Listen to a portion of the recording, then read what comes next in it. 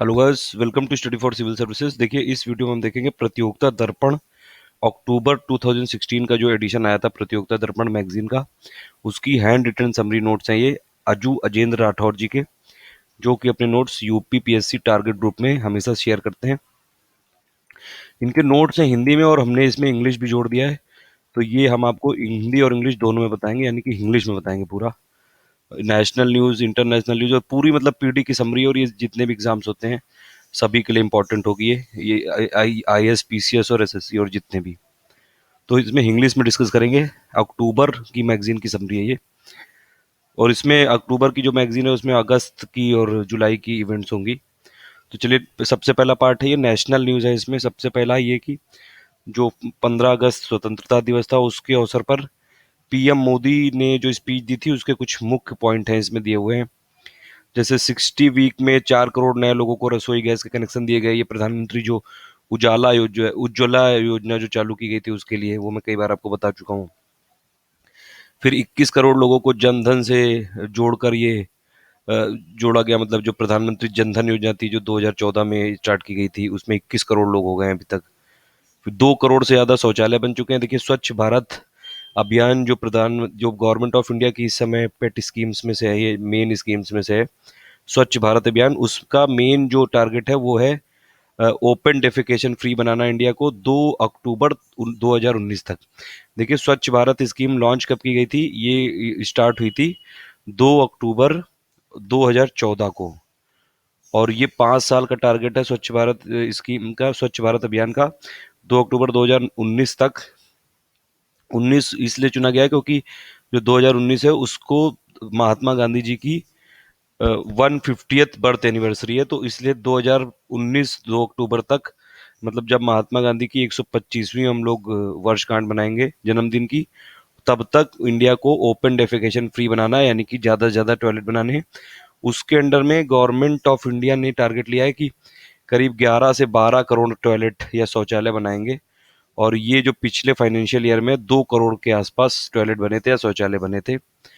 फिर देखिए, एक दूसरी चीज़ है कि 18,000 गाँव, अभी इंडिया में जितने भी गाँव हैं 6.5 लाख के करीब हैं, उसमें से 18,000 गाँव में अभी तक बिजली नहीं है, और उसमें से 10,000 गाँव तक, यानी 8-10 हज़ार तक बिजली पहुंचाई जा चुकी है। और ओवरऑल देखिए, ये डेट आप याद रखिएगा, 1 मई 2018 गवर्नमेंट ऑफ इंडिया का टारगेट है कि पूरे इंडिया में इलेक्ट्रिसिटी, ऐसा कोई भी गांव नहीं बचेगा जहां पे इलेक्ट्रिसिटी ना पहुंची हो। तो पूरे इंडिया को इलेक्ट्रीफाइड कर देंगे ये, पूरे इंडिया में हर जगह बिजली पहुंचा देंगे 1 मई 2018 तक। ये अपडेट याद रखिएगा। ये देखिए, अभी आरओ के एग्जाम में पूछी गई और कई जगह पूछी जाएगी ये। 1 मई 2018 डेट है, और ये इसमें स्वच्छ भारत में 2 अक्टूबर 2019 को तक ये करना है ओपन डेफिकेशन फ्री। और वो 2019 क्यों चुनी गई? क्योंकि तब महात्मा गांधी की 150th बर्थ एनिवर्सरी है। फिर उसकी मोदी जी की स्पीच के और भी कुछ पॉइंट है, जैसे कि 77 करोड़ एलईडी बल्ब बांट रहे हैं। इसमें देखिए, ये एक स्कीम थी प्रधानमंत्री उजाला योजना, उसके तहत जो घरों में जो सीएफएल यूज होते हैं और जो बल्ब यूज होते हैं नॉर्मल, उसकी जगह एलईडी, मोदी जी का टारगेट है कि लोग एलईडी की तरफ मूव करें, ताकि इफिशियंसी, क्योंकि मतलब ये बिजली कम खर्चा हो और कम वाट में कम से कम बिजली का बिल है, और इंडिया के लोगों का मतलब बिल भी बचे एक तरह से, और जो इलेक्ट्रिसिटी है उसका भी अच्छे से यूज हो सके। इस प्रोग्राम का नाम है डोमेस्टिक एफिशिएंट लाइटिंग प्रोग्राम, यानी कि डीईएलपी, और या फिर उजाला। उजाला का मतलब है Unnat Jyoti by affordable LEDs for all. तो ये प्रधानमंत्री मोदी जी ने स्टार्ट की थी। एलईडी के बल्ब इसमें बांटे जा रहे हैं और इसमें काफ़ी सस्ते कर दिए गए हैं एलईडी के बल्ब। मेन वही है कि इलेक्ट्रिसिटी की जो यूजेस होता है वो एलईडी में काफ़ी कम होता है, तो इफिशियंसी काफ़ी इसकी ज़्यादा होती है, बिल भी बचेगा और काफ़ी ज़्यादा रोशनी भी होती है इसमें। फिर दूसरी जो पॉइंट है कि सॉइल हेल्थ कार्ड ये किए थे। सॉइल हेल्थ कार्ड का मतलब ये है कि जो भी सॉइल में है, जैसे कि अभी तक फर्टिलाइजर पे सब्सिडी मिलती थी, तो जो फार्मर्स हैं वो काफ़ी ज़्यादा यूज़ कर लेते थे।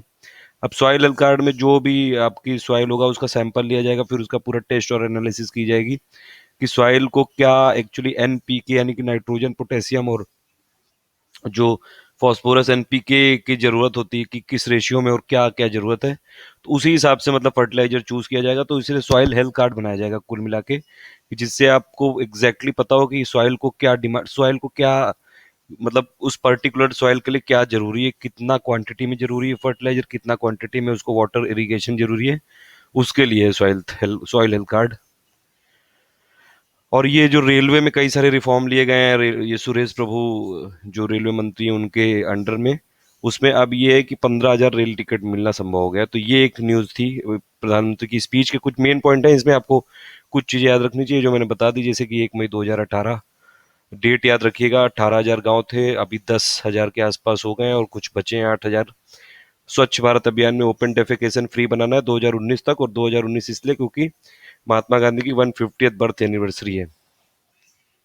फिर दूसरी नेशनल न्यूज है कि दीर्घकालिक वीजा पर भारत में रह रहे जितने भी अफगानिस्तान, पाकिस्तान व बांग्लादेश के अल्पसंख्यक यानी कि माइनॉरिटी हैं, उनके लिए देखिए इंडिया में कई सारे जो जो अगल बगल के कंट्री हैं, जैसे कि अफगानिस्तान और पाकिस्तान और बांग्लादेश में, जैसे इंडिया में हम लोग काफ़ी ज़्यादा टॉलरेंट होते हैं कि यहाँ पे इंडिया में हर धर्म की एक्सेप्टेबिलिटी है, कि मुस्लिम हो, चाहे चाहे वो सिख हो, चाहे बुद्धिस्ट हो, चाहे चाहे वो जैन हो, चाहे पारसी हो, चाहे क्रिश्चियन हो। मतलब इंडिया में ऐसा जनरली नहीं होता है कि आप किसी को ये कह दें कि ये तुम्हारा देश नहीं है। कुछ लोग भले ही कह सकते हैं, कुछ रेडिकल एलिमेंट, लेकिन ऐसा ओवरऑल ना सुप्रीम कोर्ट मानता है।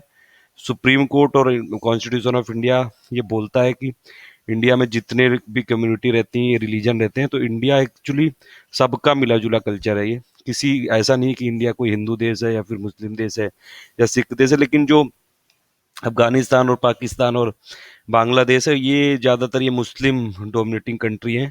पाकिस्तान में तो मुस्लिम का पूरा पूरा रूल ही चलता है, वहाँ पे इस्लामिक तो ऑफिशियल रिलीजन ही है। तो जो बाकी माइनॉरिटी कम्युनिटी होती हैं, जैसे कि हिंदू, सिख, बुद्धिस्ट और जैन और पारसी, वहाँ पे काफ़ी ज़्यादा इन पे अत्याचार होते हैं, इनके खिलाफ काफ़ी सारे, कोई भी अगर कुछ वारदात भी हो जाए तो कोई चेकिंग वेकिंग भी नहीं होती है, कोई इसमें कोई इतने स्ट्रांग कानून भी नहीं कि माइनॉरिटी को वहाँ पे सेव किया जाए। जैसे इंडिया में काफ़ी ज़्यादा अच्छे कानून है कि यहाँ पे माइनॉरिटी की जो कम्युनिटी है उनको थोड़ा एक स्पेशल राइट दिए गए हैं, उस हिसाब से है ये। तो वहाँ के जो जो भी माइनॉरिटीज़ होती हैं अफगानिस्तान, पाकिस्तान और बांग्लादेश की, वो परसिक्यूटेड होती हैं, तो इंडिया की तरफ आ जाती हैं। तो वही इंडिया ने उनके जो भी फैसिलिटीज़ दी जाती थी उनको अभी बढ़ा दिया है। अभी तक जो लॉन्ग टर्म वीज़ा मिलता था वो 2 साल का था, अब 5 साल का कर दिया है। माइनॉरिटी कम्युनिटी कौन कौन सी? Hindu, Sikh, Buddhist, Jain, Parsi, Christian. तो इनकी जो भी इनको और एडिशनल फैसिलिटी दी जाएंगी, बैंक अकाउंट खुलाने की अनुमति दे दी जाएगी। तो कुछ कुछ इसमें ये मतलब जो भी फैसिलिटी इंडिया गवर्नमेंट देती थी उसमें बढ़ोतरी की है। फिर तीसरी न्यूज़ है नेशनल, नीता अंबानी जो कि मुकेश अंबानी की वाइफ है, रिलायंस इंडस्ट्री के जो मालिक हैं, वो इंटरनेशनल ओलंपिक कमेटी की पहली भारतीय महिला सदस्य हो गई हैं। चौथी न्यूज़ है, गुजरात में नेतृत्व परिवर्तन हो गया, मतलब आनंदीबेन पटेल थी पहले चीफ मिनिस्टर, अब मुख्यमंत्री हो गए हैं विजय रूपानी और उप मुख्यमंत्री हो गए नितिन पटेल। पांचवी है कि कलिको पुल ने सुसाइड कर लिया था। कलिको पुल एक्चुअली, कलिको पुल और जो दूसरे कांग्रेस के रेबल थे वो, उन्होंने बीजेपी के सपोर्ट से गवर्नमेंट बना ली थी, लेकिन फिर सुप्रीम कोर्ट ने जो नाबाम तुकी की गवर्नमेंट थी उसको रीइंस्टेट कर दिया था, उसको रिस्टोर कर दिया था। तो उसी चक्कर में ये कलिको पुल ने सुसाइड कर लिया था। ये अरुणाचल प्रदेश के मुख्यमंत्री थे, पूर्व मुख्यमंत्री थे। अभी तो पेमा खांडू हैं। फिर ये छठी न्यूज़ है, नेशनल न्यूज़ है ये, इरोम चानू शर्मिला जो कि मणिपुर से हैं, आप ये याद रखिएगा कि इरोम शर्मिला मणिपुर से हैं, और इन्होंने विश्व का सबसे लंबा अनशन किया, फास्ट किया। 16 साल तक इन्होंने फास्ट किया लगातार, और इनका मेन डिमांड क्या था? AFSPA यानी कि armed force special power act को हटाना मणिपुर से। और इन्होंने देखिए स्टार्ट कब किया था? 2 नवंबर 2000 को स्टार्ट किया था अपना अनशन। On 2 November 2000, she began a hunger strike, and she ended that hunger strike on 9th of August 2016. Means total 16 years की फास्टिंग की इन्होंने, और फूड और वाटर को रिफ्यूज कर दिया था, और 500 वीक तक लगातार। इनको बोला, इसीलिए इसको बोला जाता है, जो ये हंगर स्ट्राइक है, इसको वर्ल्ड्स लॉन्गेस्ट हंगर स्ट्राइक बोला जाता है। और इसीलिए जो इरोम चानू शर्मिला है इनको आयरन लेडी भी बोला जाता है, और मेन गोइबी भी बोला जाता है, जिसका मतलब होता है द फेयर वन। अनशन किस दिन त्यागा, ये आपको गवर्नमेंट जो बाकी एग्जाम्स होते हैं उनके लिए डेट याद रखिएगा, 9 अगस्त 2016। और किस दिन स्टार्ट हुआ था? 2 नवंबर 2000 को। आयरन लेडी ऑफ मणिपुर के नाम से प्रसिद्ध है ये, और एएफएसपीए हटाने की इनकी मांग थी। बाकी नेक्स्ट पार्ट में देखते हैं। तो इस वीडियो में हम देख रहे हैं प्रतियोगिता दर्पण अक्टूबर 2016 की हैंड रिटन समरी, जो कि समरी नोट्स हैं। अजू अजेंद्र राठौर जी के नोट्स हैं। यूपीपीएससी टारगेट ग्रुप में ये शेयर करते हैं अपने नोट्स। आप इनको नोट देख सकते हैं यूपीपीएससी टारगेट ग्रुप में, फेसबुक में जाके। इसमें देखिए हिंदी में नोट्स थे, ये हमने इंग्लिश में भी इसमें कर दिया, तो ये हिंदी और इंग्लिश दोनों के लिए ये इंपॉर्टेंट रहेगा। इंग्लिश में नोट्स होंगे ये। नेशनल न्यूज हम देख रहे थे, 6 न्यूज देख चुके थे अभी तक। इरोम शर्मिला तक देख चुके थे कि इरोम शर्मिला ने 16 साल का जो इनका हंगर स्ट्राइक था वो खत्म कर दिया 9 अगस्त 2016 को। डेट भी आप याद रखिएगा। देखिए आपने देखा होगा जो भी पीसीएस और एसएससी एग्जाम्स होते हैं इसमें डायरेक्ट एग्जैक्टली डेट भी पूछ लेते हैं। जैसे सर्जिकल स्ट्राइक पूछा गया था कि किस दिन है, उसमें अभी तक लोगों को कंफ्यूजन है कि कौन सी डेट थी वो। 28 तारीख की रात को और 28 सितंबर की रात को किया गया था सर्जिकल स्ट्राइक।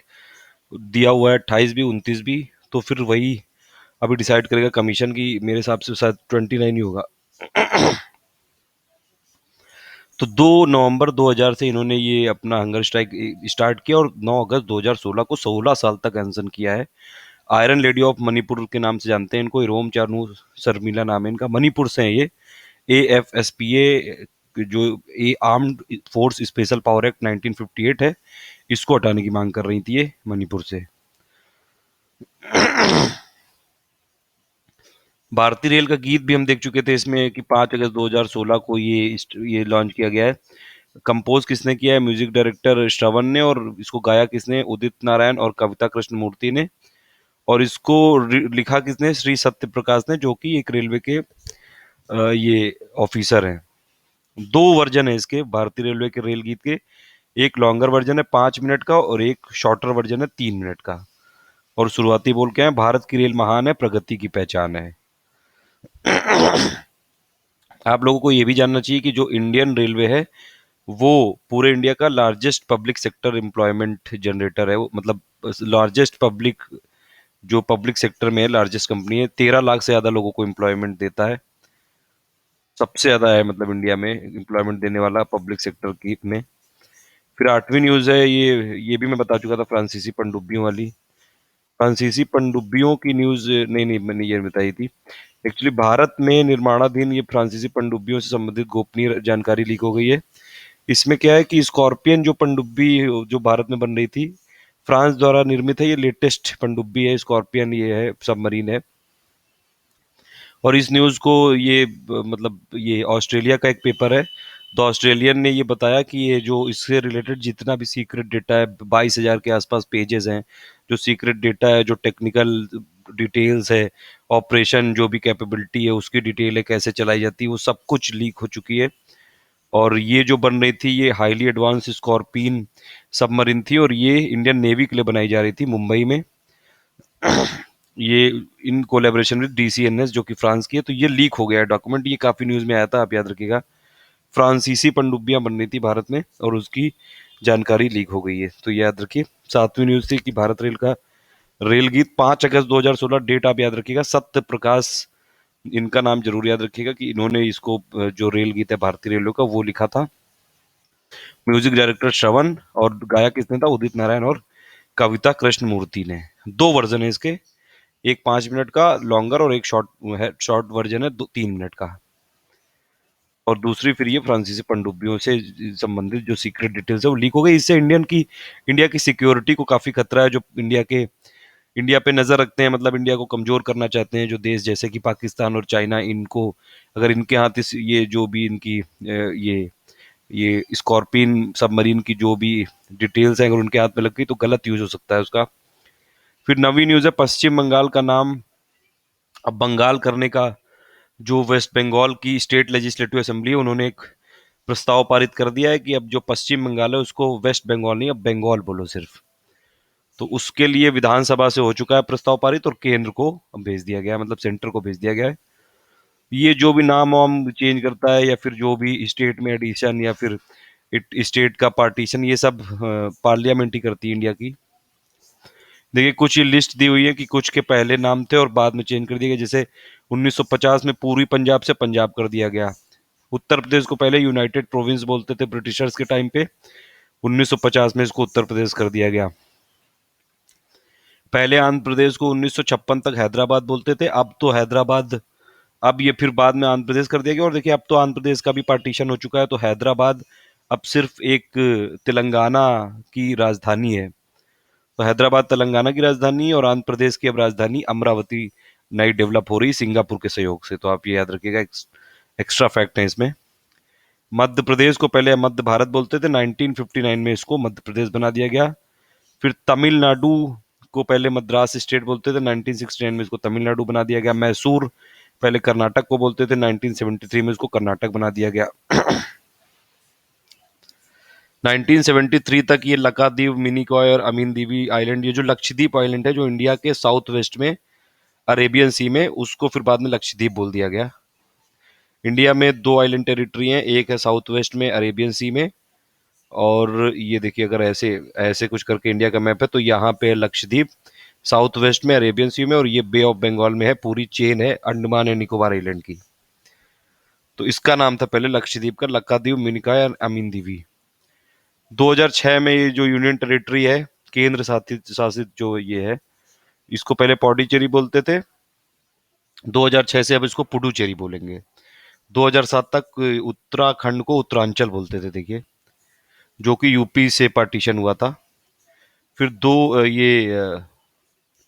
2011 में उड़ीसा को पहले देखिए ओडिशा बोलते थे, ORISSA,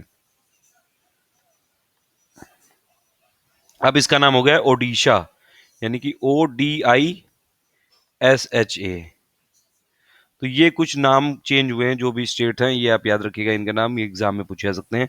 अब इसको ओडिशा बोलते हैं, ODISHA, पहले ओडिशा बोलते थे, यानी कि उड़ीसा। तो ये तो हुई नेशनल न्यूज। अब बाकी इसको नेक्स्ट पार्ट में करेंगे international news. Thank you for listening. Video में हम देख रहे हैं प्रतियोगिता दर्पण की समरी अक्टूबर 2016 की, जो कि अजू अजेंद्र राठौर जी के नोट्स हैं, और ये इन्होंने हिंदी में नोट्स बनाए, हमने इसमें इंग्लिश का भी जोड़ दिया है, तो ये पूरा इंग्लिश में होगा और ये सभी एग्जाम्स के लिए होगा। दो पार्ट में हम लोगों ने नेशनल की न्यूज की समरी देख ली थी, अब इंटरनेशनल देखेंगे, यानी कि अंतरराष्ट्रीय घटनाक्रम। देखिए अक्टूबर की प्रतियोगिता दर्पण की है ये, यानी कि इसमें न्यूज होंगी अगस्त और जुलाई से रिलेटेड। सबसे पहली न्यूज है कि नेपाल के प्रधानमंत्री चेंज हो गए हैं, अब इनका नए प्रधानमंत्री का नाम है पुष्प कमल दहल प्रचंड, जो कि एक माओवादी नेता है, कम्युनिस्ट नेता है ये। और अब नेपाल के राष्ट्रपति यानी कि प्रेसिडेंट कौन है? विद्या देवी भंडारी। तो आप ये नाम याद रखिएगा। नेपाल काफी ज्यादा क्लोज है इंडिया के, और काफी ज्यादा इसके इंडिया और नेपाल के काफी क्लोज रिलेशन है, ये सीमलेस बाउंड्री है, कोई बाउंड्री भी नहीं है। नेपाल के लोग इंडिया में जॉब वॉब भी करते हैं, काफी ज्यादा क्लोज है हम लोग, तो इसलिए इनका नाम प्रधानमंत्री का नया याद रखिएगा, पुष्प कमल दहल प्रचंड, और राष्ट्रपति विद्या देवी भंडारी।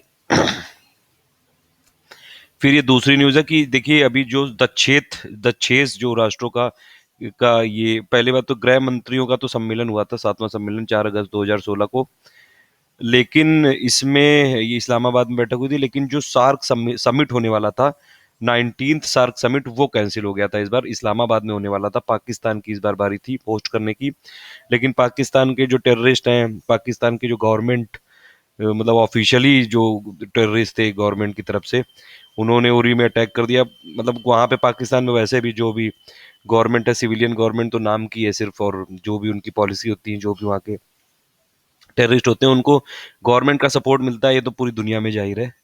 तो जो पाकिस्तान के टेररिस्ट थे उन्होंने उरी में टेररिस्ट अटैक कर दिया था आर्मी के कैंप पे, इंडियन आर्मी के। इसी की वजह से इंडिया ने बॉयकॉट किया कर दिया 19 सार्क समिट। और उसकी जब पाकिस्तान ने, देखिए कोई स्टेप तो लेता नहीं है पाकिस्तान, तो इसीलिए फिर इंडिया को सपोर्ट करते हुए फिर अफगानिस्तान, बांग्लादेश, भूटान और श्रीलंका ने भी समिट से पुल कर लिया।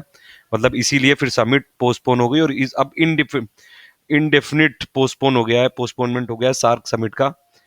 तो इसलिए सार्क समिट जो 19वीं सार्क समिट कैंसिल हो गई है, इस बार पोस्टपोन हो गई है, इस्लामाबाद में नहीं हो पाई है। आप याद रखिएगा, जरूर ये न्यूज याद रखिएगा, ये आएगी जरूर। और देखिए सार्क में 8 कंट्रीज हैं, उनके ये 8 कंट्रीज के नाम ये अफगानिस्तान, बांग्लादेश, भूटान, इंडिया, मालदीव, नेपाल, पाकिस्तान और श्रीलंका। और इनको याद करने की एक ट्रिक भी है, मैं कई बार आपको बता चुका हूँ, जो लोग पहली बार देख रहे हैं वीडियो वो देख लें, कि एक MBBS पेन, ये देखिए MBBS करना, करियर जो भी मेडिकल के लोग होते हैं उनकी ज़िंदगी का सबसे बड़ा पेन होता है एमबीबीएस करना, काफ़ी ज़्यादा पढ़ना पड़ता है। तो बस आप यही याद रखिए, एमबीबीएस पेन, सार्क का ये नाम है कंट्रियों का। एम से हो गया मालदीव्स, बी से हो गया भूटान, बी से हो गया बांग्लादेश, एस से हो गया श्रीलंका, पी से हो गया पाकिस्तान, ए से हो गया अफगानिस्तान, आई से हो गया इंडिया और एन से हो गया नेपाल। तो ये सार्क के 8 मेंबर्स के जो कंट्री है उनका नाम याद रखने का तरीका है, ट्रिक है, याद रखिएगा इसको। सार्क में कई बार कौन कौन से मेंबर ये आ जाता है। और 19 समिट हुई थी सार्क की, होनी थी जो इस्लामाबाद में, वो कैंसिल कर दी गई, पोस्टपोन कर दी गई। पाकिस्तान की जो टेररिस्ट है उन्होंने यूरिट पे अटैक किया था आर्मी में, इंडियन आर्मी के कैंप पे। म्यांमार के राष्ट्रपति बन गए ये क्यू हतिन क्यू, ये म्यांमार के राष्ट्रपति बन गए। पहली इन्होंने विदेश यात्रा की थी भारत में। देखिए ये जो म्यांमार की जो national league for democracy party है, ऑंग सॉन्ग सूकी उसकी हेड है, और काफ़ी ज़्यादा 80% से भी ज़्यादा उनको वोट मिले थे और सीटें भी मिली थी। लेकिन फिर भी जो ऑंग सॉन्ग सूकी है उनको म्यांमार की राष्ट्रपति या प्रेसिडेंट नहीं बनाया गया, क्योंकि म्यांमार के लॉ के हिसाब से कि अगर आपका कोई भी रिलेटिव, यानी कि हस्बैंड या फिर वाइफ या फिर बेटा फॉरेन सिटीजनशिप लिए हुए, तो आप जो कंट्री की टॉप पोस्ट है राष्ट्रपति, वो नहीं बन सकते हैं। और जो ऑंग सांग सूकी उनके बेटों ने ब्रिटिश की नागरिकता ले रखी, तो इसीलिए उनको नहीं बनाया गया। तो उनके एक पपेट हैं ये हतिन क्यों, तो ये उनको बना दिया गया है म्यांमार के राष्ट्रपति। और ये पहली भारत की यात्रा पे आए थे। पहली इनकी जो विदेश यात्रा है वो भारत में हुई थी। देखिए जितने भी इंडिया के नेबर में जो कंट्री हैं छोटे छोटे, चाहे आप म्यांमार देख लो या नेपाल देख लो या फिर भूटान देख लो, या फिर ये श्रीलंका भी देख लो, तो इनकी जनरली जो पहली विजिट होती है वो भारत में ही होती है। ये एक कन्वेंशन टाइप का है, क्योंकि भारत नेबर में सबसे बड़ा कंट्री है और एशिया की एक बिगेस्ट पावर भी है।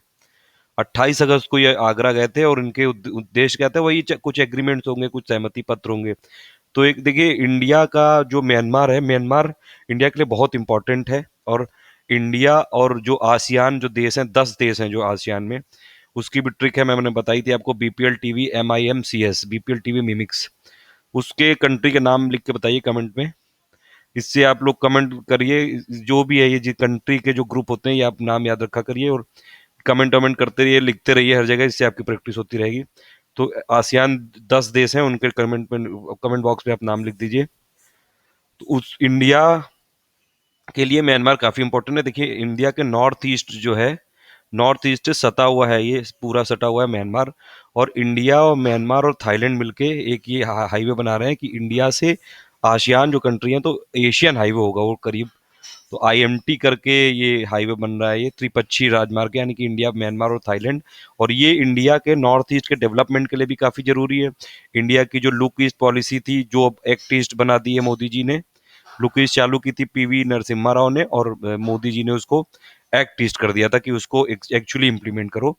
उसके लिए भी काफ़ी जरूरी है। आसियान कंट्रियों से जो भी, अगर मान लीजिए ये जो IMT हाईवे बन गया, कालादान जो प्रोजेक्ट चल रहा है म्यांमार के साथ, उस वो भी इम्पोर्टेंट है। तो इसीलिए मतलब नॉर्थ ईस्ट का कुल मिला के डेवलपमेंट हो जाएगा, वहाँ रोड और इंफ्रास्ट्रक्चर वो धीरे धीरे आ जाएगा। तो उसी उसी डायरेक्शन में कुछ कुछ काम है। म्यांमार में कालेवा योगी रोड के बीच सड़क मार्ग बनेगी। फिर भारत की मदद से म्यांमार में कई सारी जो संचालित परियोजनाओं पर भी चर्चा हुई है। तो म्यांमार कुल मिला के काफ़ी इंपॉर्टेंट है। मैंने इंटरनेशनल जो रिलेशन के वीडियो बनाए थे, उसमें अगर आप बताइए तो मैं इंडिया म्यांमार के रिलेशन पे पूरा एक डिटेल वीडियो भी बना सकता हूँ। कमेंट बॉक्स पे लिख दीजिएगा अगर आपको चाहिए तो। तो ये हो गई इंटरनेशनल न्यूज़। बाकी अभी नेक्स्ट पार्ट में ये इकोनॉमी न्यूज़ देखते हैं। Thank you for listening. Video series में देख रहे हैं हम लोग प्रतियोगिता दर्पण अक्टूबर 2016 की जो मैगजीन है उसकी हैंड रिटन समरी है ये। अजेंद्र राठौर जी के नोट्स हैं, हिंदी मीडियम में लिखते हैं ये नोट्स अपने, और हमने इसमें इंग्लिश का भी जोड़ दिया है। तो ये इंग्लिश में नोट्स हैं पूरे। ये अभी हम 2 पार्ट देख चुके हैं, 3 पार्ट। उसमें नेशनल और इंटरनेशनल न्यूज़ की हम समरी देख चुके हैं। ये होगी इकोनॉमी की समरी, यानी कि इकोनॉमी में क्या क्या हुआ सितंबर और अगस्त महीने में। तो ये वही कुछ प्रमुख जो बैंकिंग दरें होती हैं, वो रेपो रेट ये उस टाइम था 6.56 था, फिर बैंक दर था 7% और MSF 7% था, CRR था 4%। ये मैंने आपको अपडेट करके दिसंबर वाली में बताया था, आप उसको याद रखिएगा, वो ज़्यादा अच्छा रहेगा आपके लिए। देखिए इसमें कृषिगत उपजों के लिए अधिकतम उत्पादन वाले राज्य की लिस्ट दी हुई है, मतलब कि क्रॉप वाइज कौन कौन से टॉप पे हैं, प्रोड्यूसर हैं। जैसे कि चावल यानी कि राइस यानी कि पैडी का जो टॉप मोस्ट प्रोड्यूसर स्टेट है वो है वेस्ट बंगाल, आप याद रखिएगा इसको। गेहूं यानी कि वीट का जो टॉप मोस्ट प्रोड्यूसर है पूरे इंडिया में वो है उत्तर प्रदेश। उत्तर प्रदेश आलू का भी टॉप मोस्ट प्रोड्यूसर है। उत्तर प्रदेश गन्ने का भी टॉप मोस्ट प्रोड्यूसर है, मैं आपको बता चुका हूँ पहले भी। मक्का यानी कि मेज का जो टॉप मोस्ट प्रोड्यूसर है वो है आंध्र प्रदेश। मोटा अनाज यानी कि कोर सीरियल का जो टॉप मोस्ट प्रोड्यूसर है वो है महाराष्ट्र। दालें यानी कि पल्सेस का जो टॉप मोस्ट प्रोड्यूसर है, मतलब सबसे ज्यादा जो पल्स का प्रोडक्शन करता है, वो है मध्य प्रदेश। देखिए, पूरे इंडिया में जो इंडिया की पल्स की जो डिमांड होती है वो करीबन होती है 22 मिलियन टन। और हम जो पूरे इंडिया में जो टोटल प्रोड्यूस करते हैं वो होता है 17 से 18 मिलियन टन सिर्फ। तो हमको हर बार 4 से 5 मिलियन टन की एक्स्ट्रा पल्सेस की जरूरत पड़ती है, जो कि हम इसको इंपोर्ट करते हैं। और एक आपको फैक्ट और बता देता हूं मैं, कि जो इंडिया में पल्सेस का प्रोडक्शन होता है 17 से 18 मिलियन टन, इतना हम प्रोड्यूस करते हैं कि वर्ल्ड का लार्जेस्ट जो पल्स का प्रोड्यूसर है वो है इंडिया। लेकिन फिर भी हमारी जरूरतें नहीं पूरी हो पाती इससे, तो हमको इंपोर्ट करना पड़ता है मोजाम्बिक से और भी कई सारी नॉर्थ ईस्ट की कंट्री से, ये आशियान की कंट्री से। कुल खाद्यान्न यानी कि टोटल फूड प्रोडक्शन में अगर आप देखेंगे तो इंडिया में सबसे ज्यादा जो फूड टोटल फूड प्रोडक्शन, मतलब राइस और ये सब मिला के होता है, वो होता है उत्तर प्रदेश में। तो उत्तर प्रदेश गेहूं का भी लार्जेस्ट प्रोड्यूसर है, यानी कि वीट का भी लार्जेस्ट प्रोड्यूसर है।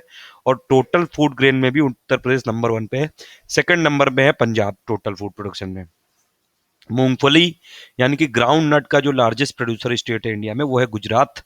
सरसों यानी कि मस्टर्ड का जो लार्जेस्ट प्रोड्यूसर स्टेट है पूरे इंडिया में वो है राजस्थान। सोयाबीन का लार्जेस्ट प्रोड्यूसर है पूरे इंडिया में वो है मध्य प्रदेश यानी कि एमपी। तो एमपी में दालें भी सबसे ज्यादा प्रोड्यूस होती हैं और सोयाबीन भी प्रोड्यूस होता है। सनफ्लावर सबसे ज्यादा प्रोड्यूस होता है कर्नाटक में।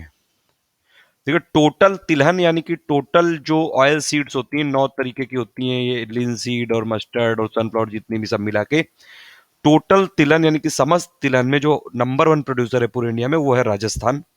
आप याद रखिएगा। इसमें गन्ना यानी कि शुगर केन में भी मैंने बताया आपको, शुगर केन में भी उत्तर प्रदेश नंबर 1 पे है, महाराष्ट्र सेकंड नंबर पे है प्रोड्यूसर।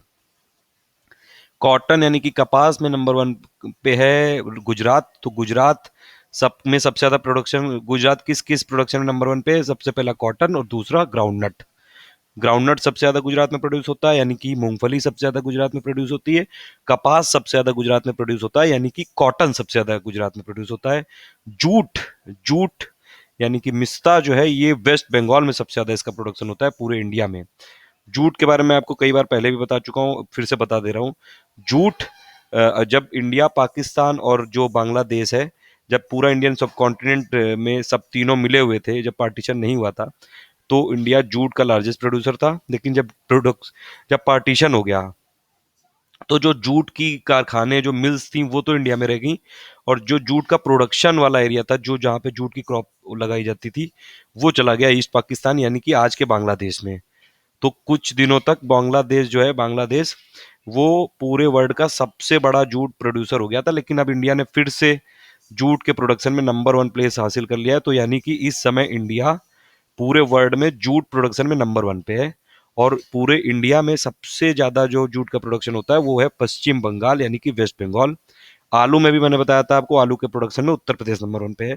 उत्तर प्रदेश में नंबर 1 पे है प्रोड्यूसर, ये गन्ने में है, गेहूं में है और आलू में।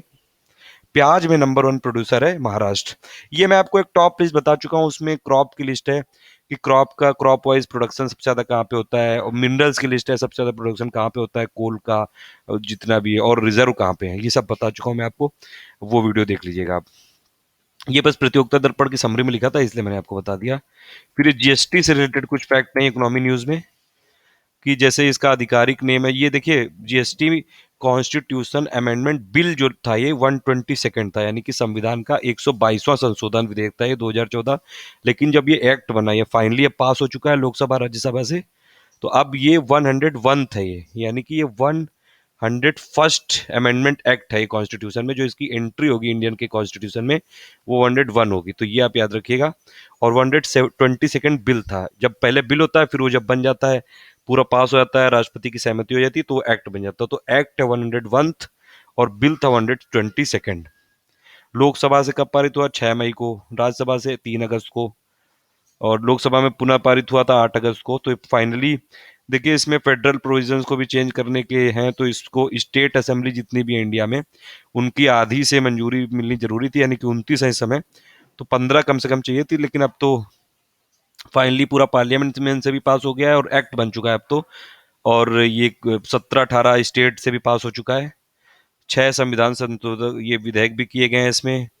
और देखिए, मैंने बताया भी आपको कि संविधान संशोधक विधेयक होने के कारण राज्यों की 50% विधानसभाओं से इसकी अनुमोदन की आवश्यकता है, क्योंकि ये वो वाला है कि इसमें फेडरल प्रोविजंस को मतलब छेड़छाड़ कर रहा है। तो फेडरल प्रोविजंस है, मतलब जो स्टेट के टैक्सेस थे उन पे भी अब ये सेंट्रल गवर्नमेंट को हक मिल जाएगा, तो इसीलिए इसको स्टेट से भी पास होना जरूरी था। असम सबसे पहला स्टेट था, याद रखिएगा, 13 अगस्त 2016 को यह विधेयक जो था ये सबसे पहले किस स्टेट असेंबली ने पास किया? असम ने। आप नाम याद रखिएगा, असम बीजेपी शासित है, यानी कि बीजेपी की वहां पे गवर्नमेंट है। अन्ना द्रमुक ने अपने आप को मतदान से अलग रखा था। और बिहार इस विधेयक को पारित करने वाला पहला गैर भाजपा शासित राज्य था। तो ये आप याद रखिएगा, असम सबसे पहला था और गैर भाजपा में बिहार था। देखिए, एक इनडायरेक्ट टैक्स है जो जितनी भी इंडिया में गुड्स पे लगेगा और सेवाओं पे लगेगा, तो टोटल जितने भी स्टेट टैक्सेस लगते हैं, मल्टीप्लिसिटी ऑफ टैक्सेस था, कैस्केडिंग ऑफ टैक्सेस था, कॉम्प्लेक्स बहुत टैक्स पे वो सब प्रोसीजर था, तो उसको सिंप्लीफाई करने के लिए जीएसटी लाया गया है। और इससे जीडीपी में भी ग्रोथ हो गई है। कई सारे इकोनॉमिस्ट का ये अनुमान है, एनसीएईआर ने बोला है कि जीडीपी करीबन 1 से 2% के बीच में बढ़ जाएगी। और अब जो वैट, अभी तक जो स्टेट में वैट लगता था उसी का एक्चुअली मॉडिफाइड फॉर्म है जीएसटी। और सबसे पहले इसका सुझाव दिया था Kelkar task force on indirect tax 2013 में, तो केलकर समिति ने इसका दिया था। देखिए, ये इसमें जीएसटी में क्या क्या आ जाएगा? जीएसटी में आ जाएगा, ये सब्स्यूम कर लेगा सेंट्रल एक्साइज ड्यूटी को, सर्विस टैक्स को, एडिशनल कस्टम ड्यूटी को, सरचार्ज को और स्टेट लेवल वैल्यूडेड टैक्स को, यानी कि वैट को। ये देखिए पूरी लिस्ट है इसमें। दो जीएसटी में 3 टाइप के होंगे, एक सेंट्रल जीएसटी होगा, एक स्टेट जीएसटी होगा और एक आईजीएसटी होगा, जो कि एक स्टेट से जब दूसरे स्टेट में ट्रेड होगा उसमें लगेगा। अब सीजीएसटी में क्या क्या आ जाएगा? Central device, central excise duty on medicinal and toiletry preparation, additional duty on excise और central sales tax, service tax, CVD and SCD और सरचार्ज और सेस जितना भी है।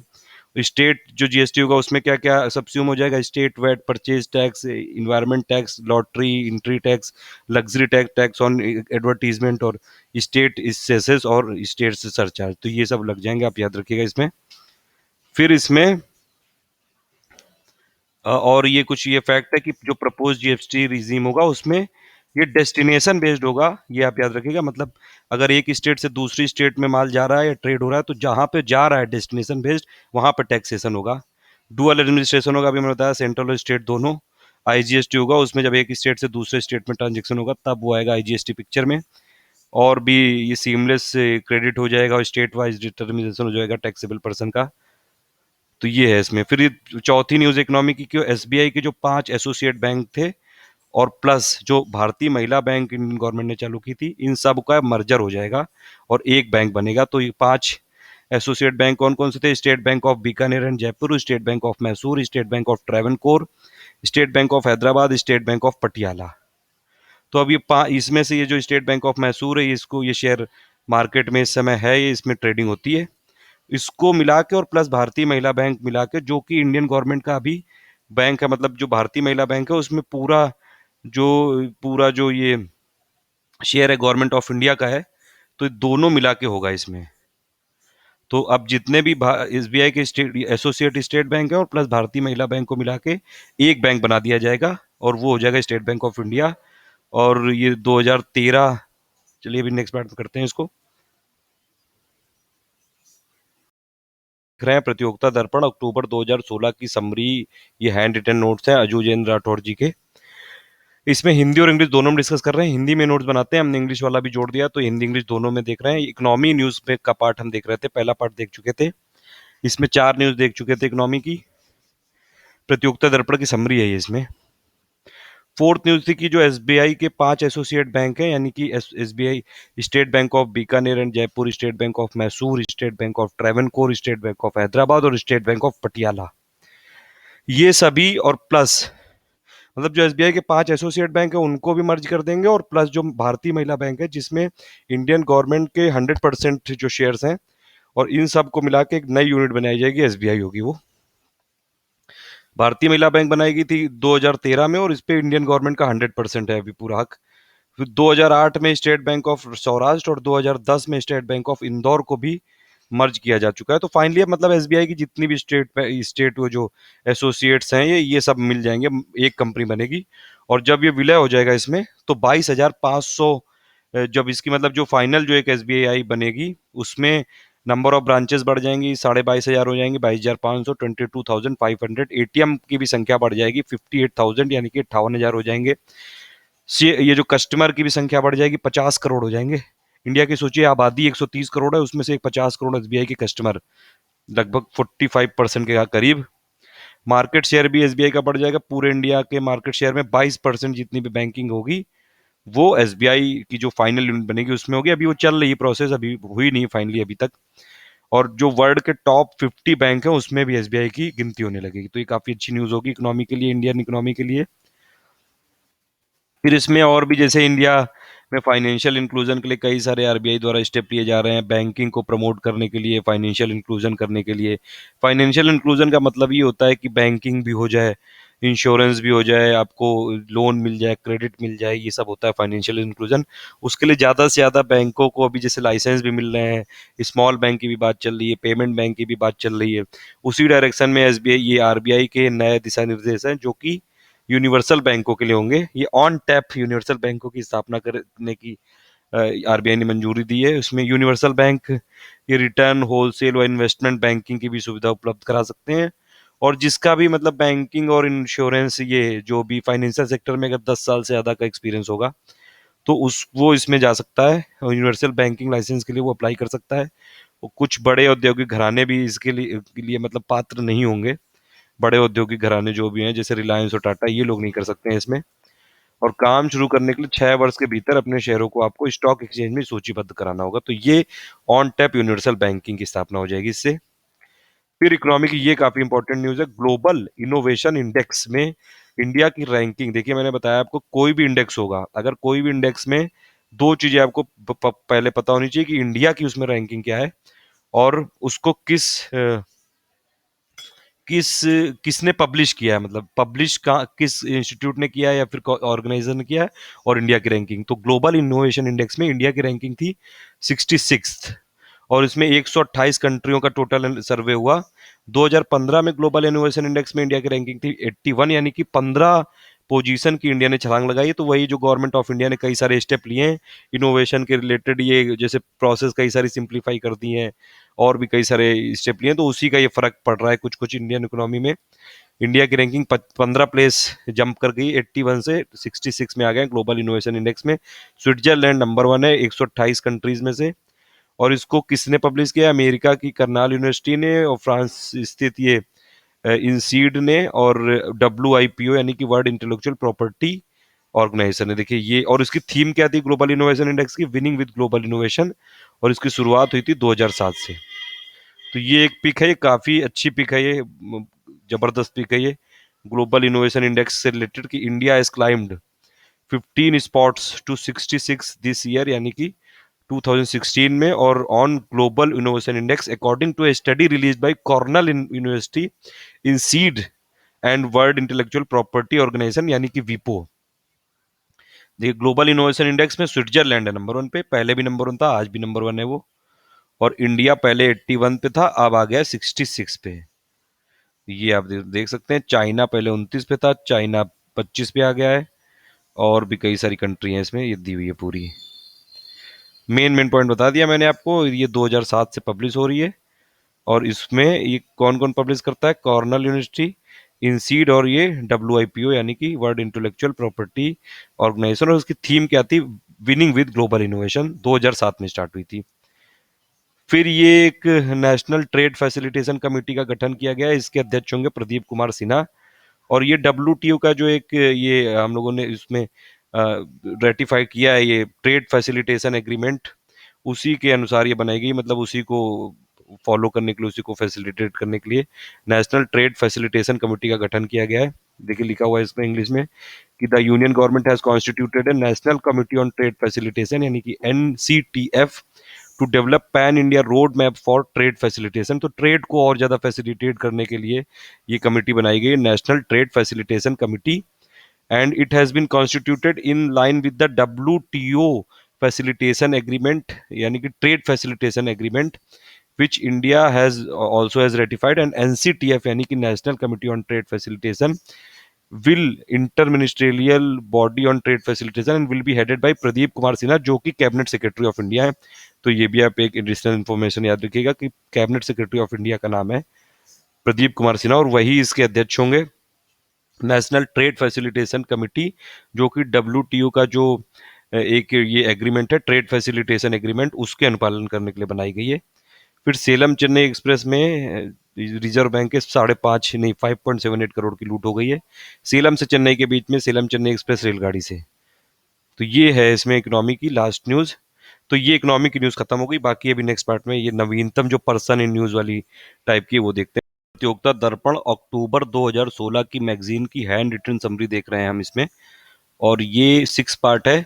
इसमें अभी हम लोग नेशनल और इंटरनेशनल और इकोनॉमी की न्यूज़ कवर कर चुके हैं। अब ये पर्सन इन न्यूज़ और जो नॉर्मल जीके होती है, जो स्टेट पीसीएस और जनरली जो ये बैंकिंग और रेलवे एग्जाम्स में, एसएससी एग्जाम्स में आती है, वो देखेंगे इसमें। तो ये नवीनतम समान ज्ञान है, पर्सन इन न्यूज़ टाइप का है इसमें। डेथ ऑबिट्यूरी ये सब है। ए के मित्तल को रेलवे बोर्ड का अध्यक्ष बना दिया गया है। ये पुनर्नियुक्त हो गए हैं, फिर से ये नियुक्त हो गए हैं, ये ए के मित्तल रेलवे बोर्ड के अध्यक्ष। रानी सिंह नायर ये केंद्रीय प्रत्यक्ष बोर्ड कर की नई अध्यक्ष हैं।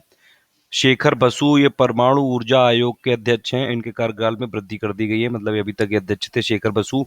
मंजुला चेल्लूर ये महाराष्ट्र उच्च न्यायालय के मुख्य न्यायाधीश हो गए हैं। मंजुला चेल्लर, मंजुला चेल्लूर नाम याद रखिएगा आप। फिर डॉक्टर नजमा हेपतुल्ला जो कि बीजेपी की है, और ये पहले माइनॉरिटी मिनिस्टर थी, और अब इनको मणिपुर के राज्यपाल बना दिया गया है। बीजेपी में एक्चुअली एक ये इन लोगों ने कुछ चालू किया है ऐसा कि जो भी ये ज़्यादा एज की हो जाती हैं, शायद ये 75 एज है, ऐसा कि 75 से ऊपर जो भी हो जाता है उसको ये लोग ये जो मंत्री और चीफ मिनिस्टर नहीं बनाते हैं। जैसे अभी आनंदीबेन पटेल को हटा दिया गया था, और फिर वैसे ही नजमा हेपतुल्ला को। फिर बनवारी लाल पुरोहित को असम का राज्यपाल बना दिया गया है। पीपी सिंह बदनौर को पंजाब का राज्यपाल। चंडीगढ़ का प्रशासक यानी कि एडमिनिस्ट्रेटर, वही है नेम है जो राज्यपाल, उसको चंडीगढ़ में प्रशासक एडमिनिस्ट्रेटर बोलते हैं। प्रेसिडेंट ऑफ इंडिया को रिपोर्ट करता है। जगदीश मुखी को अंडमान निकोबार द्वीप समूह का उपराज्यपाल यानी कि लेफ्टिनेंट गवर्नर बना दिया गया। फारूक खान को लक्षद्वीप का प्रशासक। देखिए कुछ इसमें यूनियन टेरिटरीज में उसको एडमिनिस्ट्रेटर बोलते हैं, कुछ में लेफ्टिनेंट जनरल बोलते हैं, तो वही है इसमें। उर्जित आर पटेल को भारतीय राज्य ये रिजर्व बैंक यानी कि आरबीआई का 24th गवर्नर बना दिया गया। ये पहले डेप्यूटी गवर्नर थे। तो ये याद रखिएगा, उर्जित आर पटेल है, ये आरबीआई के 24th गवर्नर हैं ये। हांगपंग दादा को अशोक चक्र मिला है इसमें। असम रेजिमेंट 35 बटालियन राष्ट्रीय राइफल्स में। फिर ये देखिए कुछ राष्ट्रीय खेल पुरस्कार की इसमें लिस्ट है कि राजीव गांधी जो खेल रत्न पुरस्कार होता है, जो हाईएस्ट स्पोर्ट अवार्ड होता है, देखिए लिखा हुआ है Rajiv Gandhi Khel Ratna, officially known as Rajiv Gandhi Khel Ratna award in sports and game. ये हाईएस्ट स्पोर्टिंग ऑनर होता है रिपब्लिक ऑफ इंडिया में।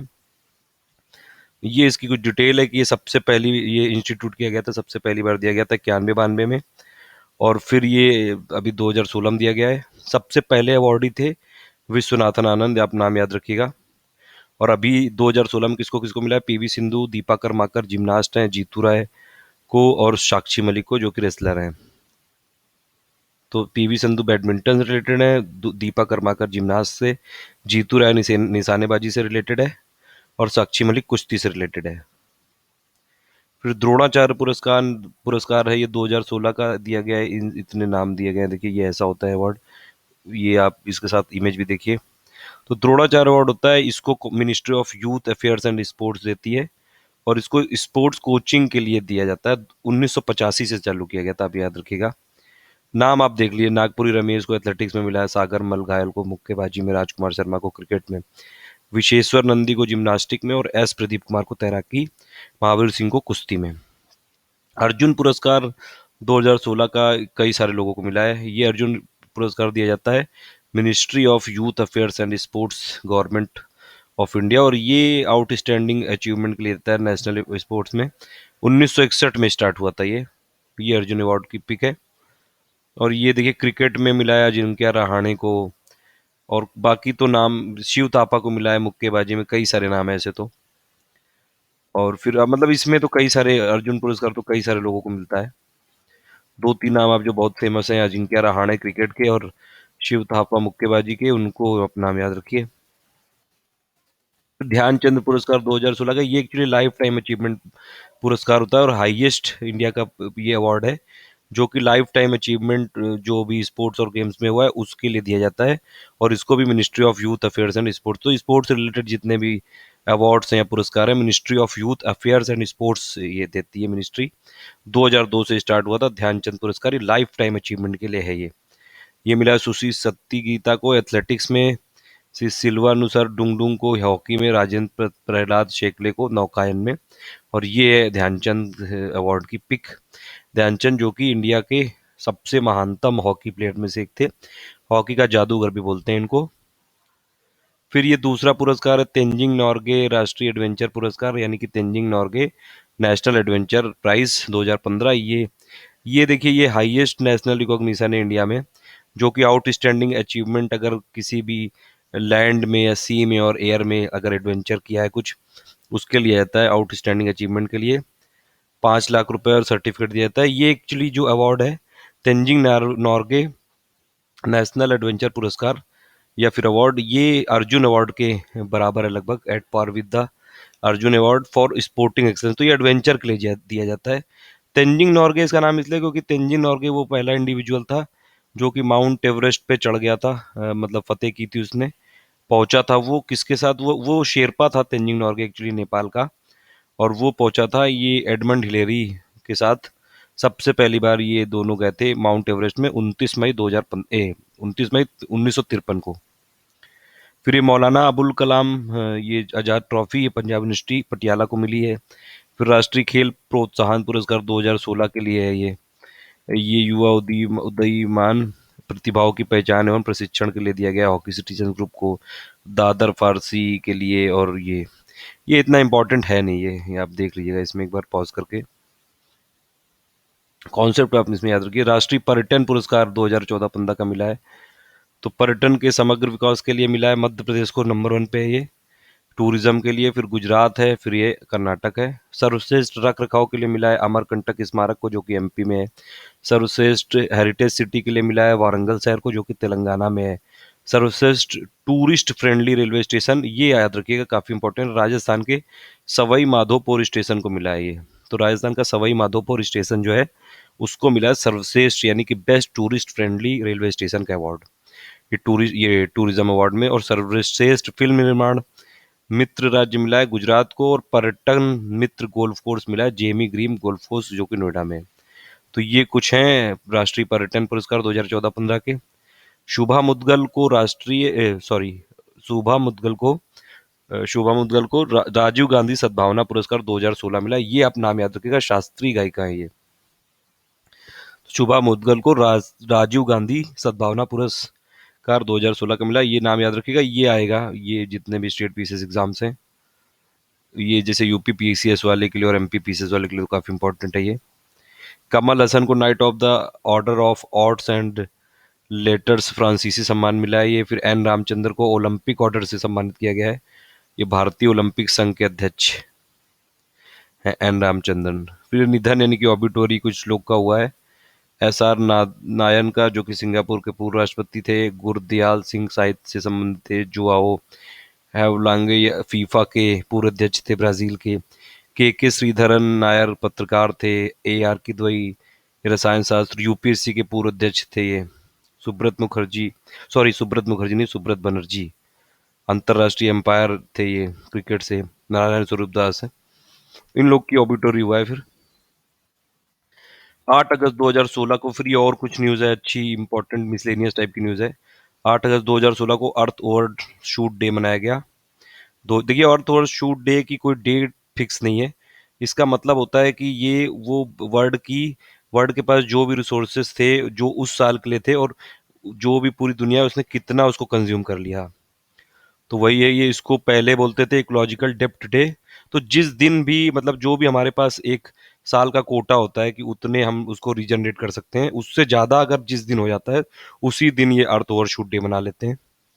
इसको इकोलॉजिकल डेप्थ डे भी बोलते हैं। और ये देखिए लिखा हुआ है, it is the day It is the date actually on which humanity's resource consumption for the year exceeds Earth's capacity to regenerate those resources that year. मतलब जिस दिन, मतलब एक साल में अगर मान लीजिए 6 महीने तक जो भी कंजम्पशन हुआ है, तब तक उतना ही केवल पूरी ह्यूमैनिटी मिलके उस, मतलब पूरी अर्थ की कैपेसिटी है उसको रीजनरेट करने की, तो उस दिन मनाएंगे अर्थ ओवरशूट डे। और फिर लेकिन जो भी है बाकी जो ईयर में जो सर्वाइवल होगा पूरी ह्यूमैनिटी का, वो हम हमारा समझ लीजिए नेचर पे उधार हो जाता है। ये कैलकुलेट कैसे किया जाता है? वर्ल्ड बायो कैपेसिटी, यानी कि amount of natural resources generated by earth that year, और by the world ecological footprint, यानी कि human consumption of earth natural resources for that year, और उसको मल्टीप्लाई कर देते हैं 365 से। बाकी नेक्स्ट पार्ट में देखते हैं।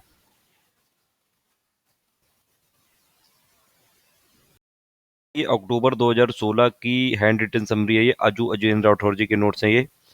और ये हिंदी में नोट्स बनाते हैं, हमने इसमें इंग्लिश वाला भी कर दिया है, तो हिंदी इंग्लिश दोनों में होंगे ये मिसलेनियस न्यूज़ वाला पार्ट देख रहे हैं हम इसमें।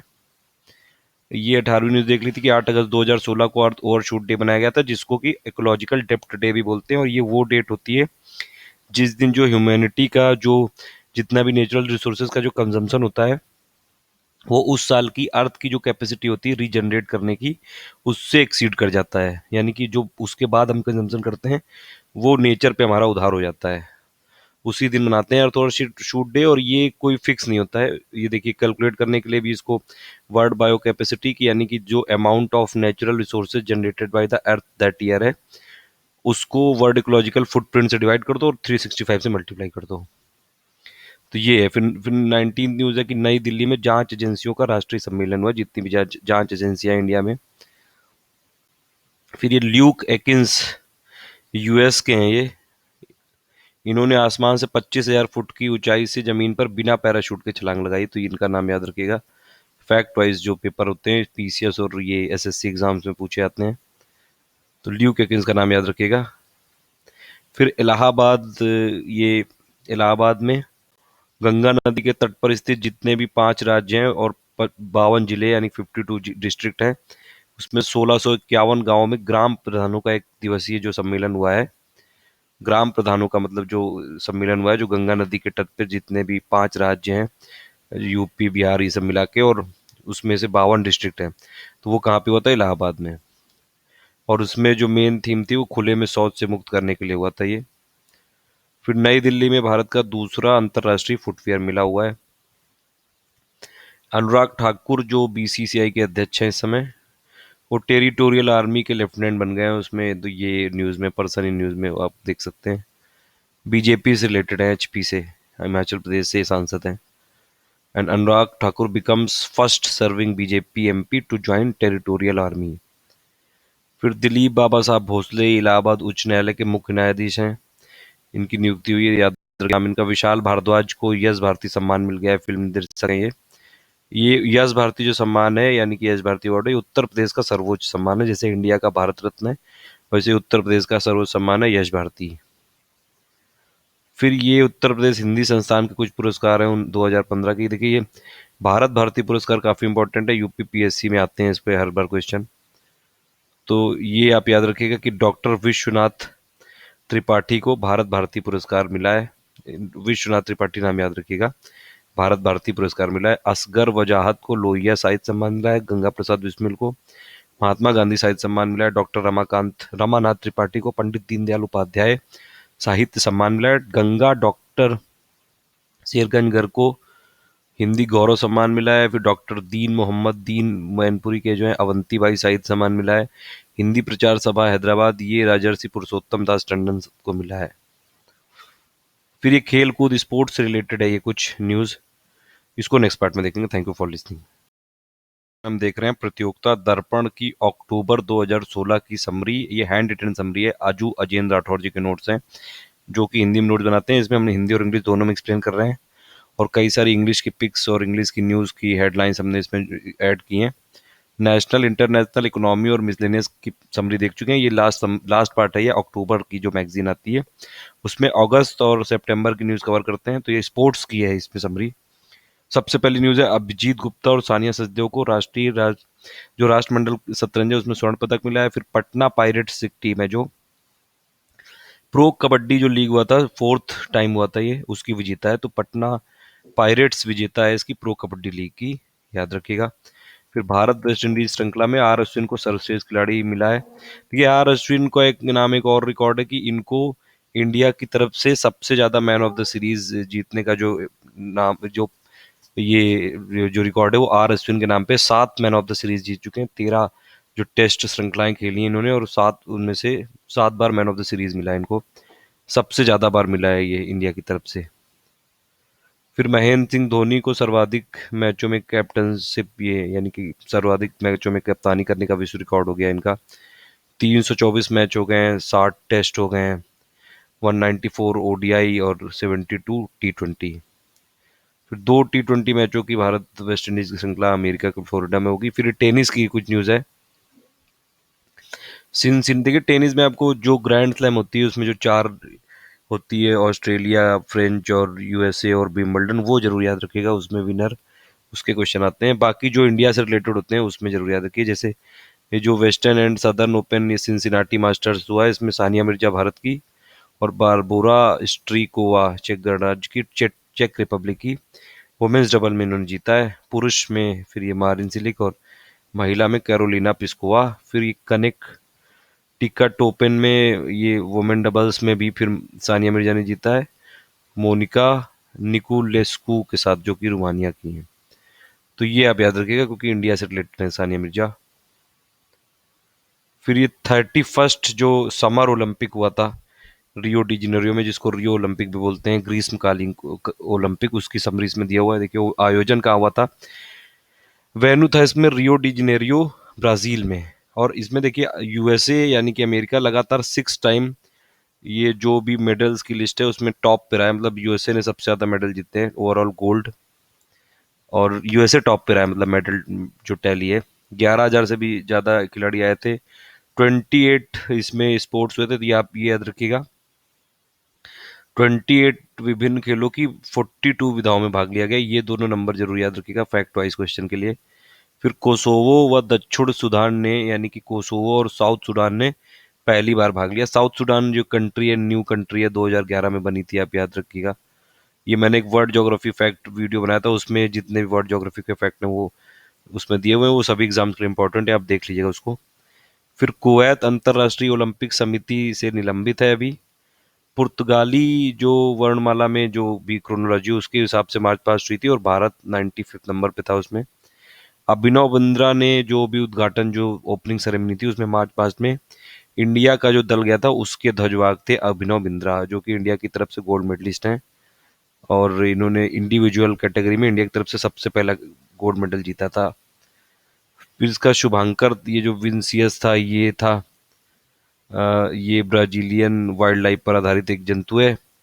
फिर रग्बी और गोल्फ, रग्बी सेवन्स और गोल्फ को इस बार शामिल किया गया है वो ओलंपिक्स में। तो ये याद रखिएगा। देखिए अभी जो इस बार रियो ओलंपिक्स हुआ है 2016 में, उसमें टॉप मोस्ट सबसे ज्यादा जो मेडल जीते थे वो मेल कैटेगरी में यूएसए के जो स्विमर हैं, तैराक हैं, माइकल फेलिप्स, और फीमेल कैटेगरी में जिम्नास्ट हैं लरिसा लैटिनिना, उन्होंने जीते। तो इन दोनों के नाम जरूर याद रखिएगा कि American swimmer Michael Phelps is the top medal winner, और जो हाईएस्ट रैंक्ड फीमेल हैं वो है जिम्नास्ट लरिसा लैटिनिना। और ये जो माइकल फिलिप्स हैं यूएसए के तैराक हैं, ये अभी 31 साल के, और उन्होंने रिटायरमेंट भी ले लिया है इस बार के बाद। और टोटल इन्होंने देखिए 28 मेडल जीते हैं, उसमें से 23 गोल्ड है। तो सबसे ज्यादा गोल्ड ओलंपिक में इन्हीं के नाम रिकॉर्ड हो गया है। और सिल्वर है 3 और ब्रॉन्ज है 2। इस बार के जो रियो डी जेनेरियो में माइकल फिलिप्स की परफॉर्मेंस ये थी, 5-6 जीते इन्होंने, 5 गोल्ड और 1 सिल्वर यानी कि रजत। और ओलंपिक खेलों में सर्वाधिक पदक जीतने का रिकॉर्ड इनके नाम है, माइकल फिलिप्स, जिनका नाम याद रखिएगा।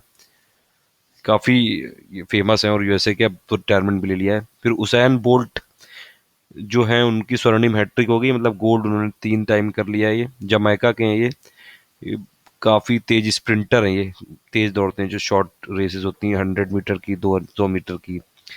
लगातार 3 ओलंपिक खेलों में 3 स्पर्धाओं में स्वर्ण पदक जीतने का रिकॉर्ड है इनके नाम। 100 मीटर, 200 मीटर और 4x100 वाली जो रिले रेस होती है। काफी तेज दौड़ते हैं, जो वर्ल्ड की सबसे जो हाईएस्ट स्पीड भी इन्हीं के नाम है। सबकी टॉप मोस्ट स्पीड जो वर्ल्ड की सबसे, इन्होंने शायद ये 100 मीटर 10 सेकंड में कुछ क्रॉस किया था, 10.7 समथिंग। फुटबॉल, जो फुटबॉल में कौन जीता, रियो डी जनेरियो में। मेल में जीता था ये ब्राजील और फीमेल में जर्मनी। हॉकी में मेल में जीता अर्जेंटीना और फीमेल में ब्रिटेन। रियो डी जेनेरो की बात हो रही है इसमें। टेनिस में जो हुआ था, टेनिस हुआ था उसमें मेल सिंगल्स में जीते अंडी मरे ब्रिटेन के, और फीमेल में जीती पुइंग मोनिका, ये प्यूर्टो रिको की हैं। बैडमिंटन में ये सिंगल में जीते चेन लोंग चीन के, और ये जो भी ये वुमेन का जो सिंगल था उसमें मारिन कैरोलिना स्पेन की, इन्होंने इंडिया की पीवी संधू को हराया था, इसीलिए भारत को देखिए एक रजत पदक मिला था इसमें, सिल्वर। इंडिया का अगर आप टोटल प्रदर्शन देखेंगे तो दो इनको सिर्फ इंडिया को पदक मिले थे। एक सिल्वर था सिंधु का, पीवी संधू का, जो कि बैडमिंटन की खिलाड़ी हैं, और दूसरा ये ब्रॉन्ज जो मेडल था, कांस्य पदक, साक्षी मलिक को मिला था कुश्ती से रिलेटेड, रेसलिंग से। 58 kg फ्री स्टाइल कुश्ती से रिलेटेड है, इनको याद रखिएगा। साक्षी मलिक रोहतक हरियाणा की हैं ये। और ओवरऑल इंडिया को 67 प्लेस मिला था, ये भी आप याद रखिएगा, ये क्वेश्चन पूछा जाएगा एग्जाम में। ओवरऑल रियो डी जेनेरियो में इंडिया का प्लेस क्या था, 67th। 118 खिलाड़ियों का दल भारत ने भेजा था, टोटल 118 खिलाड़ी गए थे इंडिया से। साक्षी मलिक ने कुश्ती में मतलब कोई ओलंपिक जीतने वाली पहली इंडियन है वो। और पीवी संधू को रजत पदक मिला है बैडमिंटन में। जो देखिए पीवी संधू 21 ईयर की हैं, और सबसे कम उम्र में इंडिया की तरफ से कोई पदक जीतने वाली भारतीय खिलाड़ी हैं ये। दीपा कर्माकर जिम्नास्ट हैं, और ये काफ़ी पॉपुलर थी, हालांकि मेडल नहीं जीत पाई, 6 प्लेस पे रही थी शायद ये, लेकिन काफ़ी अच्छा परफॉर्मेंस किया था इन्होंने। और ये पहली इंडिया की जिम्नास्ट है, पहली भारतीय जिम्नास्ट है। अगरतला त्रिपुरा की हैं ये न्यूज़ में थी काफ़ी। इन्होंने अपनी जो BMW इनको गिफ्ट की गई थी वो वापस कर दी थी। रीज़न ये दिया था कि वो त्रिपुरा में वहाँ पे रोड्स ऐसी नहीं है, मेंटेनेंस नहीं हो पाएगा। तो दीपा कर्माकर 22 ईयर की हैं, और ये एक काफ़ी डेंजरस होता है कोई मूव इसमें, प्रोदू नोवा वॉल्ट करके, वो इन्होंने सफलतापूर्वक संपन्न किया। ये ऐसा करने वाली विश्व की 5वीं महिला है, ये आप याद रखिएगा, प्रोदू नोवा वॉल्ट। अगर अब तक देखा जाए इंडिया के ओलंपिक का इतिहास, तो इन 5 इंडियन वुमेन ने ओलंपिक में पदक जीता है। उनके नाम आप याद रखिए, सबसे पहला कर्णम मल्लेश्वरी ने, फिर मैरी कॉम ने, फिर साइना नेहवाल ने, और ये फिर इस बार इन दोनों ने, पीवी संधू और साक्षी मलिक ने। 5 जो भारतीय महिलाएं जो ओलंपिक जीत चुकी हैं पदक। कर्णम मल्लेश्वरी ने ये ब्रॉन्ज जीता था, तो ये फर्स्ट इंडियन जो वुमेन थी, पहली वुमेन जो इंडियन थी जिसने वो ओलंपिक मेडल जीता, वो थी कर्णम मल्लेश्वरी, जिसने ब्रॉन्ज मेडल जीता था सिडनी ओलंपिक्स में। और ये वुमेन की 69 kg कैटेगरी में वेट लिफ्टिंग में जीता था, आप याद रखिएगा, वेट लिफ्टिंग से रिलेटेड है कर्णम मल्लेश्वरी। साक्षी मलिक ये पहली इंडियन वुमेन बन गई जिन्होंने रेसलिंग में जीता है इस बार 2016 में। साइना नेहवाल पहली ऐसी इंडियन थी जिन्होंने बैडमिंटन में मेडल जीता था। और संधू, पीवी सिंधु जो है, वो पहली इंडियन वुमेन हो गई जिन्होंने सिल्वर मेडल जीता है ओलंपिक में। और सिंधु के नाम ये भी हो गया कि यंगेस्ट इंडियन वुमेन हो गई जो कि जिन्होंने ओलंपिक मेडल जीता। तो ये 5 इंडियन वुमेन हैं, जो 5 अभी तक भारतीय महिला हुई हुई ऐसी जिन्होंने भारत ये ओलंपिक में पदक जीता। तो ये आप नाम याद रखिएगा। ये हो गई टोटल अक्टूबर की समरी प्रतियोगिता दर्पण की, जो कि अभी जितने भी 2017 में जो एग्जाम्स होते हैं, जितने भी 8-9 महीने, एक साल की जो समरी आती है टोटल करंट अफेयर्स की, तो ये प्रतियोगिता दर्पण की समरी जितने भी एग्जाम्स होते हैं सबके लिए। टोटल हम लोगों ने 7-8 पार्ट में बनाई है, आप इसको देख लीजिएगा हर पार्ट में। और हर पार्ट में टाइटल दिया हुआ है कि नेशनल की अलग बनाई, इंटरनेशनल की अलग बनाई है, मिसलेनियस की अलग बनाई, इकोनॉमी की अलग, और स्पोर्ट्स की अलग। Thank you for listening.